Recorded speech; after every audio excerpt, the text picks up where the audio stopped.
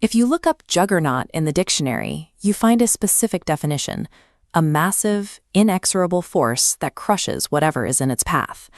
It describes unstoppable political campaigns, invincible comic book villains, or semi-trucks barreling down the highway.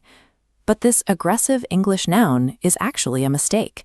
It is a 400-year-old botched translation of a sacred name. The word comes from Sanskrit, specifically the name Jagannatha, which translates literally to Lord of the Universe. In Hindu theology, Jagannath is a manifestation of Vishnu. He is a benevolent cosmic protector, the definition of a deity representing universal love. Somewhere between the seaside temples of India and the library shelves of London, the Lord of the Universe was relabeled as a soul-crushing monster. The physical home of this deity is the coastal city of Puri, India, marked by these distinctive white and yellow temple towers. Every year, the city hosts the Rath Yatra, or chariot festival. The deities are brought out of their inner sanctum and placed on immense wooden carts to journey among the public. This diagram shows the engineering behind the main chariot, Nandighosha. It stands 44 feet tall, rides on 16 massive wheels, and is assembled from over 800 precisely carved pieces of timber. These towers move only when millions haul the ropes, a moment the king sweeps the floor like a servant, suspending caste distinctions. But hauling such weight through a dense crowd is dangerous. Occasionally, devotees stumbled and were accidentally crushed beneath the wheels. But for those on the ropes, it was a rare celebration of radical equality. But for the foreign explorers watching from the sidelines, the sheer scale of the crowds created a spectacle ripe for misinterpretation. When early European explorers, like the 14th century friar Odoric and the 17th century sailor William Bruton, arrived in Puri, they were completely overwhelmed.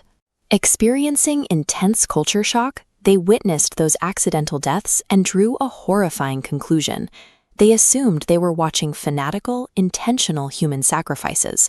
These explorers returned home and published sensationalized travelogues to sell copies. They painted a picture of a cruel god demanding blood, giving birth to the myth of the Juggernaut in the European imagination. By the 19th century, Christian missionaries seized on these tall tales, distributing the myth of the bloodthirsty juggernaut as religious propaganda. Framing Indian religious practices as savage provided moral cover for the British Empire. If the local culture was inherently violent, then colonial rule could be framed as a necessary civilizing force. Soon, the word bled out of missionary pamphlets and into secular culture. Novelist Charles Dickens used juggernaut as a metaphor for the soul-crushing, indifferent machinery of the Industrial Revolution. Robert Louis Stevenson took it further in Dr. Jekyll and Mr. Hyde, using the word to describe his maniacal, merciless villain. Over a few centuries, traveler's shock, religious propaganda, and Victorian fiction achieved a complete linguistic hijacking.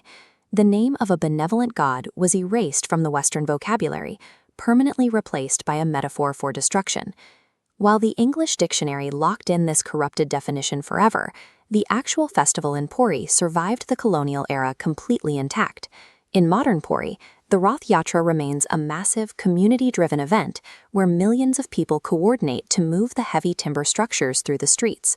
The ropes of the chariots are pulled by a multitude of people working in total unison, driven by faith and shared devotion. The word juggernaut is a permanent linguistic scar of colonialism.